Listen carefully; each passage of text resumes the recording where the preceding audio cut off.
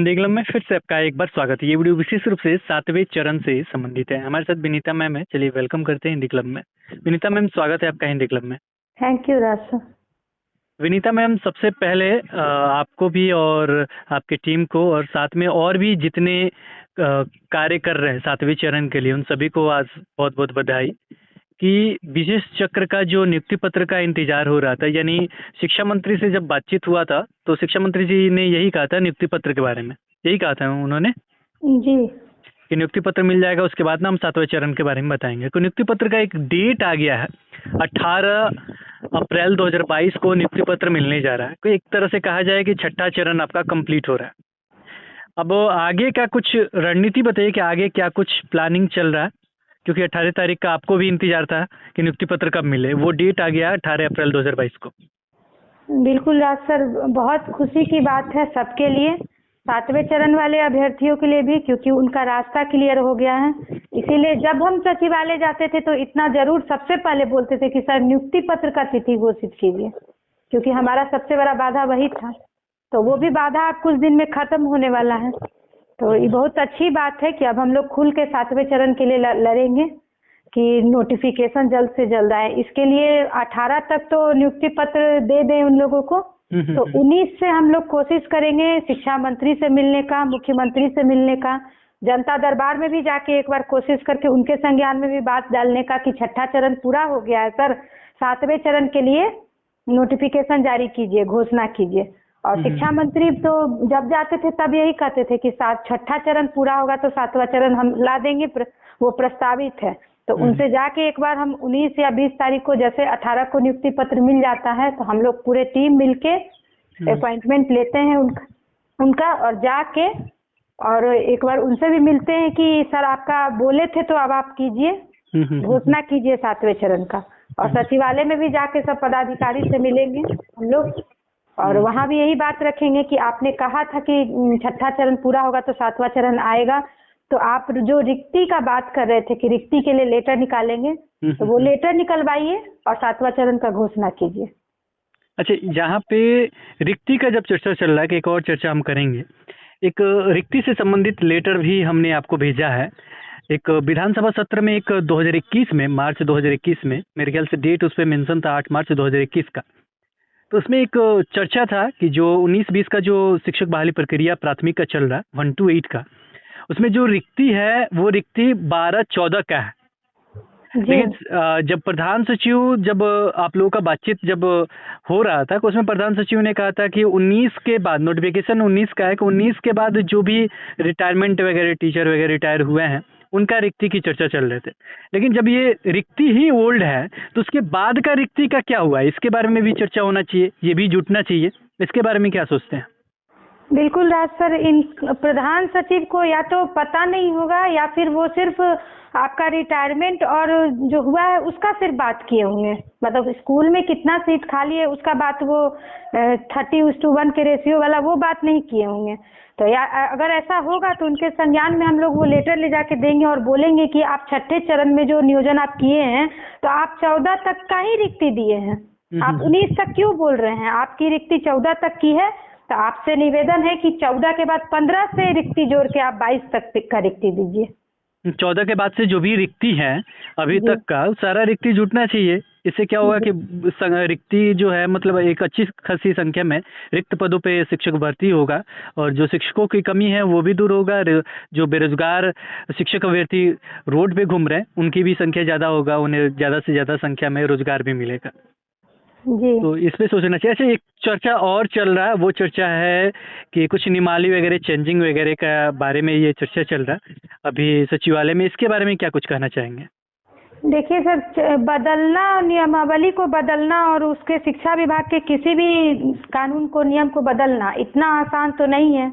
जब कैबिनेट की मीटिंग होती है तब मुख्यमंत्री की अध्यक्षता में तब कहा जाता है कि नियमावली बदल गया या बदलने वाला है। ऐसी तो अभी कोई हमें इन्फॉर्मेशन नहीं मिली है कि उन लोगों का कोई कैबिनेट मीटिंग हुआ है।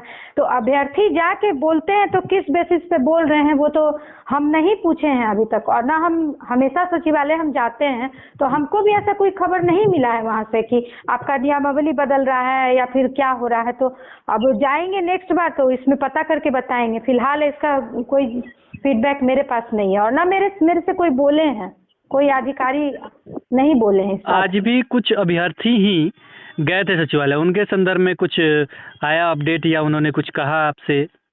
जी। उनका तो मतलब अभ्यर्थी थोड़ा सा फ्रस्ट्रेट हैं, तो उनका कहना है कि मैम उनको लगता है सब कुछ तुरंत क्यों नहीं हो जा रहा है, तो वहाँ तो शिक्षा विभाग में प्रोसेस बाय प्रोसेस काम होगी। तो कुछ लोग कहते हैं सॉफ्टवेयर तैयार नहीं हुआ है, कैसे होगा ऑनलाइन।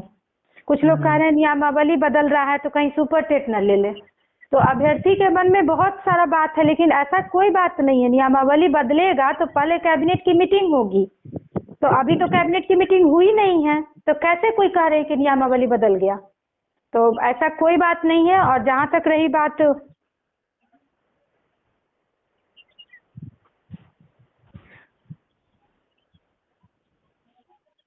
हेलो, जहाँ तक रही बात आपका ये सुपर टेट का, तो उसका नियमावली में ऐसा कोई बात नहीं है। सुपर टेट भी अभी नहीं होगा। और ऑनलाइन और सेंट्रलाइज के लिए भी कुछ अभ्यर्थी बोल रहे थे कि ऑनलाइन सेंट्रलाइज मैम होगा कि नहीं, अभी तक सॉफ्टवेयर नहीं बना है। तो ये जरूरी नहीं है ना कि शिक्षा विभाग सब कुछ खुद से करे, अपना सॉफ्टवेयर बना ले। हो सकता है कोई टीम का गठन कर दे, राज सर कोई टीम का निर्माण कर दे, तो वो उनका प्रॉब्लम है कि वो किस तरह से करेगा। हमारा ये प्रॉब्लम है कि हमारा नोटिफिकेशन कैसे आए और रिक्ति भरपूर मात्रा में कैसे आए कि सबका हो जाए। अच्छी बात है। यहाँ पे अगर एक तो सुपर टेट का नाम ये लोग लेके ना खुद ही अपने पैर पे कुल्हाड़ी मारना चाहते हैं। आप लोग हमेशा इसके चक्कर में क्यों पड़ जाते हैं? जो भी अभ्यर्थी हैं उन्हें सोचना चाहिए कि हमें किससे मतलब है, नोटिफिकेशन से मतलब है। देखिए, अगर कुछ भी विभाग का उल्टा सीधा कार्य करना होता तो आपको कभी नहीं बोलते कि लास्ट अप्रैल में। ऑडियो भी सभी ने लाइव सुना था कि लास्ट अप्रैल में निकल सकता है, लेकिन ये मई तक जा सकता है। हमने भी बोला था कि 15 तक मिल जाएगा, और बाद में हमने एक वीडियो में भी बताया था कि कुछ दिन और आगे जाएगा। ये हमने आपको पहले से हिंट्स दे रखा था। तो कुछ दिन और आगे गया तो 18 तक आपको मिल गया। और ये खुद से आप लोग कुछ मतलब उल्टा सीधा बातें करेंगे तो कुछ उल्टा ही हो जाएगा। इसलिए सबसे अच्छी बात यह है कि आप नोटिफिकेशन के लिए फाइट करें, और केवल 7वें चरण का नोटिफिकेशन कब जारी हो इसके लिए कार्य करें तो अच्छा रहेगा। और रही बात सॉफ्टवेयर की ऑनलाइन का, ये थर्ड पार्टी को दिया जा सकता है। आप थर्ड पार्टी वेब पोर्टल वगैरह बना ले तो बहुत अच्छी बात है, लेकिन इसके लिए शिक्षा विभाग को कार्य करना होगा। विशेष कार्य करेंगे तभी ये संभव है। नहीं तो आपने देखा था कि अभी जो फॉर्म फिल हो रहा है उनको ऑफलाइन ही जाके करना पड़ रहा है, जो शास्त्र निर्देशक वाला है। बिल्कुल, ये बात को नियमावली में भी लिखा हुआ है कि प्रस्तावित है, लेकिन कंफर्म नहीं है। इस बात को हम लोग को कंफर्म बनाना है। हमारा आगे का जो रणनीति होगा उसमें सबसे पहला मांग नोटिफिकेशन होगा, और दूसरा मांग यही होगा ऑनलाइन और सेंट्रलाइज हो। क्योंकि अगर ऑनलाइन सेंट्रलाइज नहीं हुआ तो बहुत हद तक ये कहा जा सकता है कि सरकार की ये बहुत बड़ी राजनीति होगी कि इस बहाली को 2024 तक खींच के ले जाए, अगर ऑनलाइन सेंट्रलाइज नहीं हुआ तो, ऑफलाइन हुआ तो। इसीलिए हम लोग का पूरा प्रयास रहेगा कि सबसे पहला मांग नोटिफिकेशन और दूसरा मांग ऑनलाइन सेंट्रलाइज डोमिसाइल तो खैर है ही उसमें। तो डोमिसाइल के लिए कुछ कंडीशन लगाए। उस दिन हम गए सर तो प्रधान सचिव के पास तो इतने सारे लोग आए थे कि सब बात हम कर नहीं सके। बहुत मांग रखे भी तो बहुत लोग को समझ भी नहीं आया। उस पर भी हम बात करेंगे, लेकिन डोमिसाइल भी लगे तो कुछ कंडीशन के साथ लगे कि अदर स्टेट नहीं बनवा ले अपना फर्जी पैसा देके। तो ये बात भी हमको प्रधान सचिव से करना है। और ऑनलाइन सेंट्रलाइज हो, हर हाल में हो, नहीं तो बहुत मुश्किल हो जाएगा, परेशानी थोड़ा बढ़ जाएगा सबका। ये परेशानी हम लोगों ने छठे चरण में देखा था, इसलिए ऑनलाइन सेंट्रलाइज का चर्चा होना चाहिए, और ये अगर शिक्षा विभाग चाहे तो निश्चित रूप से हो सकता है। अच्छा, एक चर्चा आपके विषय में निगेटिव भी चर्चा चल रहा है, हम चाहेंगे कि ये भी प्रश्न आपके सामने रखा जाए। चर्चा ये चल रहा था कि उस दिन जब सचिवालय आप गए थे उसके बाद का हमने कुछ अभ्यर्थियों द्वारा या कुछ 1-2 व्यक्ति द्वारा ये कहा जा रहा है, आप पे आरोप लगाया जा रहा है कि छठे चरण के चक्र के बारे में कुछ विशेष आप वहाँ आपने कुछ कहा था। ये खुल के हम नहीं कह रहे सभी अभ्यर्थियों के सामने, लेकिन कुछ इस पे चर्चा आपके बारे में कहा जा रहा है, अच्छे तरीके से समझ। कुछ लोगों को देखिए, हम विनीता सचिवालय जाती है, वहाँ से जो भी न्यूज आता है परफेक्ट एकदम सच बोलती है, चाहे वो पॉजिटिव रहे या निगेटिव। अब कुछ लोगों को सच सुनने की आदत नहीं है, या यूं कहिए कि अभ्यर्थी को बरगला के रखे हैं, तो उनको दिक्कत हो रहा है। लेकिन हमको उससे कोई फर्क नहीं पड़ता है। 2-4 लोग क्या, हम खुद के नौकरी के लिए सर हम सचिवालय जाते हैं सबसे पहले। तब अभ्यर्थी के लिए जाते हैं। तो हमको कोई नहीं कहीं जाने से रोक सकता है, और हम वहां से निकलेंगे तो सच बताएंगे, और बहाली के लिए जो सही लगेगा वो हम हमेशा करेंगे, और हमको कोई नहीं रोक सकता है। किसी को रोकना है तो ग्राउंड लेवल पर आके हमसे फेस टू फेस बात करें। अब रही बात, कुछ लोग बोले कि छठे चरण की जब भी हम सचिवालय जाते हैं तो सबसे पहले हम यही कहते हैं कि विशेष चक्र की काउंसलिंग जो हुई है उसका नियुक्ति पत्र जल्द से जल्द दिया जाए, क्योंकि हमको पता है जब तक नियुक्ति पत्र नहीं मिलेगा तो आपकी आगे कोई प्रोसेस नहीं होगा। और इसके अलावा छठे चरण का ना हम कोई बात नहीं किए हैं। अगर किसी के मन में भ्रम है तो उस दिन का तो लाइव रिकॉर्डिंग चल रहा था सर। उस दिन का लाइव रिकॉर्डिंग, क्या उसमें विनीता कहीं ऐसा कोई छठे चरण का कोई बात की है क्या, कोई सुने हैं? हाँ, नियुक्ति पत्र की बात हम हमेशा कहते हैं कि जल्द से जल्द नियुक्ति पत्र दिया जाए, क्योंकि हमको पता है जब तक नियुक्ति पत्र नहीं मिलेगा 7वें चरण के लिए कुछ भी नहीं होगा। तो बाकी जिसको कंफ्यूजन है तो वो लाइव भी सुन ले जाके रिकॉर्डिंग। तो कुछ लोगों का काम ही यही है, खुद कुछ करना नहीं है, या फिर सिर्फ वहां जाके झूठ मूठ का बरगलाना है, और जो सच बोले जो काम करे उनका पैर खींचना है। तो हमको उससे कोई फर्क नहीं पड़ता है। हम जाएंगे, अपना काम करेंगे, अपने नोटिफिकेशन के लिए, अपने बहाली के लिए, और अभ्यर्थियों के लिए जो हमको ठीक लगेगा। रिक्ति सम्मानजनक आना चाहिए, इसके लिए हम पूरा प्रयास कर रहे हैं और करेंगे, चाहे जिसको बुरा लगे अच्छा लगे, क्योंकि ये बिहार का जो 7वां चरण आ रहा है वो सभी का है, सिर्फ किसी पर्सनल आदमी का नहीं है, और न सचिवालय किसी का पर्सनल आदमी का है, जिस तरह से लोग ओवर रिएक्ट करते हैं। सही बात है। दूसरा चीज़ कि आप किसी को कहीं भी जाने से किसी को भी नहीं रोका जा सकता है। मान लीजिए इससे पहले भी कोर्ट में इतना सारे केस था, छठे चरण में सब चल रहा था, किसको कौन रोक दिया? जिसको मर्जी वो केस किया। दिसंबर वाले एक मांग हम रखे, बहुत सारे अभ्यर्थी को समझ में नहीं आया क्योंकि हम यूआर बोले पहले, और कुछ अभ्यर्थी जानबूझ के लोगों के बात में आके इस बिना मतलब का उसको क्रिटिसाइज किए हुए हैं। तो उस चीज को हम क्लियर कर देते हैं कि रिक्ति की मांग हम रखे कि जो 50,000 सीट, यही मेरा एक मांग हम रख सके प्रधान सचिव के सामने, क्योंकि बहुत सारे लोग आए हुए थे, सब लोग बोल रहे थे। हम सोचे हम हमेशा आते हैं, फिर जाएंगे तो अच्छे से समझाएंगे डोमिसाइल के बारे में, चाहे सेंट्रलाइज के बारे में, तो हम नहीं उतना, लेकिन इस मांग को हम रखे। इसके लिए हम लेटर भी दिए, और ये लेटर पहले भी हम जाके ग्रुप में दिए हैं, और सब ग्रुप में घुमा है। अभ्यर्थी लोग देखे हैं कि विनीता क्या मांग की है, और फिर भी जानबूझ के कुछ अभ्यर्थी बिना मतलब का बरगला रहे हैं ताकि हम सचिवालय नहीं जाए, हम आगे बढ़ के काम नहीं करें, बस इसी के लिए, और कोई मुद्दा नहीं है। तो अच्छा, मांग क्या था? मांग मेरा यही था सर कि 50,000 जो सीट है पुराना वाला, छठे चरण में जो बच गया है, उस छठे चरण के 50,000 सीट को आप आरक्षण के नियम के अनुसार विखंडित कीजिए। आरक्षण का नियम है, मेरे पास उसका लेटर है सर, आप कहिएगा तो हम आपको भेज देंगे। आप दिखा सकते हैं कि आरक्षण का नियम है कि किसी सीट पर, किसी भी बैकलॉग सीट पर अगर 3 बार उस सीट पर बहाली हो चुकी है और उसके बाद भी वो सीट अगर नहीं भरा है तो फिर उस सीट को आप विखंडित करके और यूआर और यूआरएफ में कन्वर्ट कीजिए 100% रोस्टर के हिसाब से 100%। इसी में अभ्यर्थी कंफ्यूज कर गया कि यूआर यूआरएफ क्यों बोली, तो पहले से रिक्ति को विखंडित करेगा तो यूआर और यूआरएफ में ना करेगा, और उसके बाद वो 100% मतलब 100 रिक्ति है तो 50 यूआर और 50 यूआरएफ, इस तरह से कन्वर्ट कर दिया। उसके बाद कैटेगरी वाइज बांट देगा। उसके बाद उस 50 सीट को वो कोटि बार बांटे। हाँ, उस 50 सीट को वही हम बोले कि 50,000 सीट को आप पहले यूआर और यूआरएफ में विखंडित कीजिए, और उस यूआर और यूआरएफ सीट के जो सीट है 50,000 उसको आप कोटि बार आरक्षण के नियम के अनुसार कोटि बार रोस्टर बिंदु का 100 पॉइंट रोस्टर बिंदु का पालन करते हुए आप उसको सारे कैटेगरी में बांटिए। बीसी का 12% है, ईडब्ल्यूएस का 10% है, आपका दिव्यांग का 4% है, स्वतंत्रता सेनानी का 2% है, SC ST का जो भी जितना का है आप उसको उसमें दीजिए। 40% शायद सर जनरल का रहता है। हाँ, उसका एक रोस्टर बनता है 100 बिंदु वाला, उसके हिसाब से वो बांट दिया जाता है। हाँ, तो 40% यूआर और यूआरएफ का 50,000 सीट का 40% यूआर और यूआरएफ को दिया जाए, और 60% सीट को सारे कैटेगरी में जो रोस्टर बिंदु उसका होता है उस हिसाब से उसको बांटा जाता है।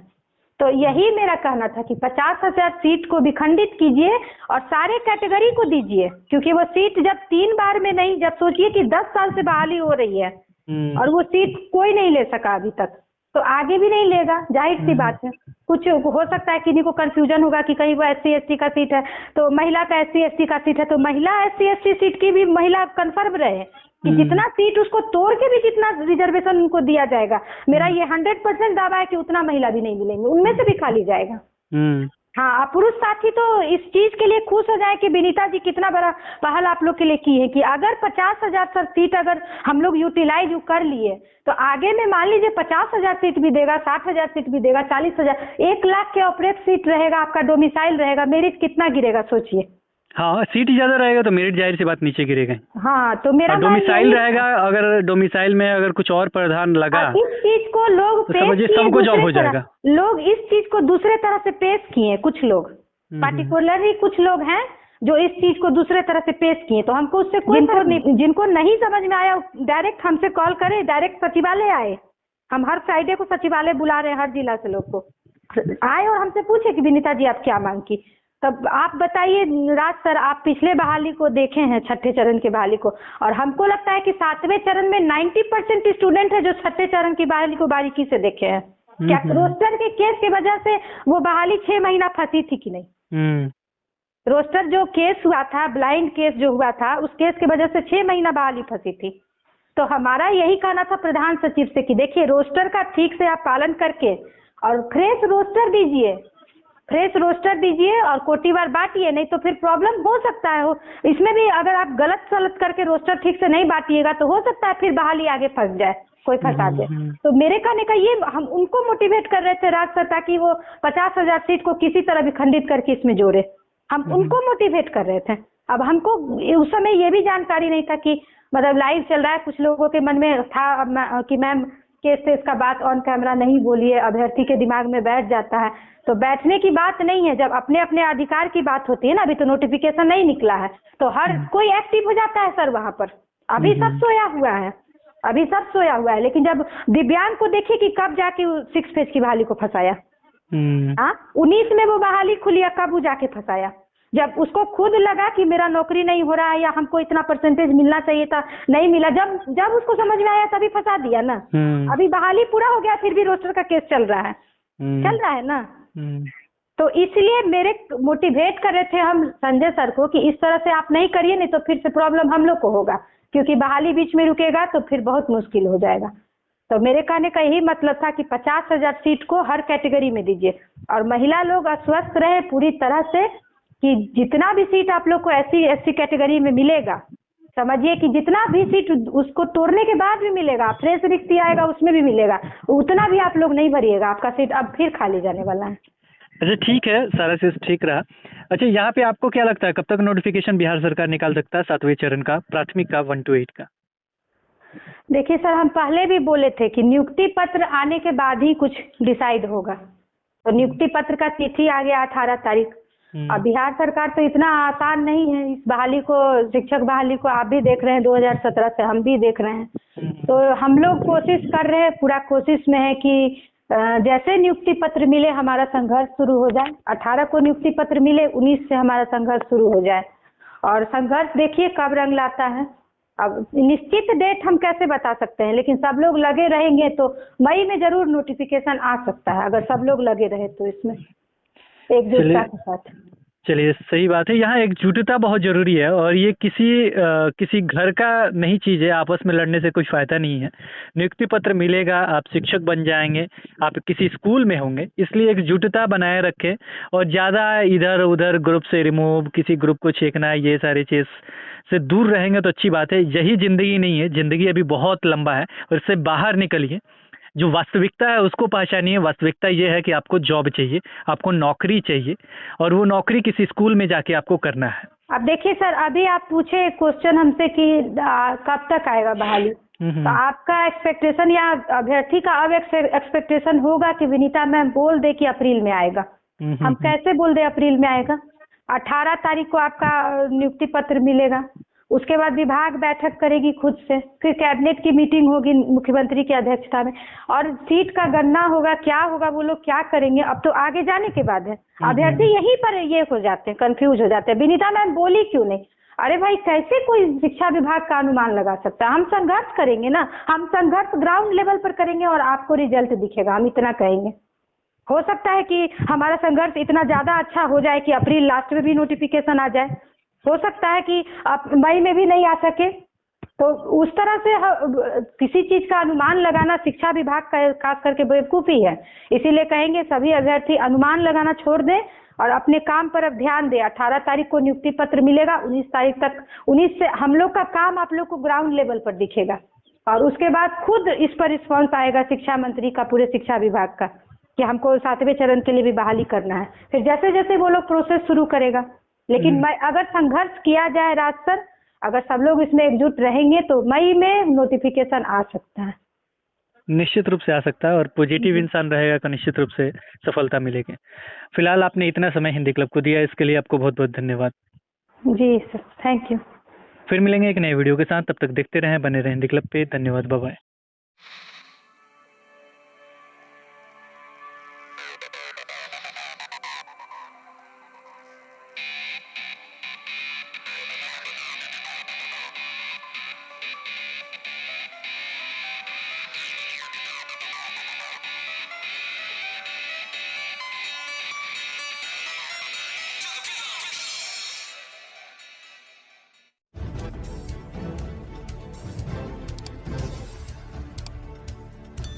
सब्सक्राइब कीजिए हिंदी क्लब को, दबाइए इस बेल आइकॉन को ताकि हमारा वीडियो आपको मिले सबसे पहले। शेयर करें अपने दोस्तों के साथ ताकि वो भी इसका लाभ उठा सके। ये सब बिल्कुल फ्री है।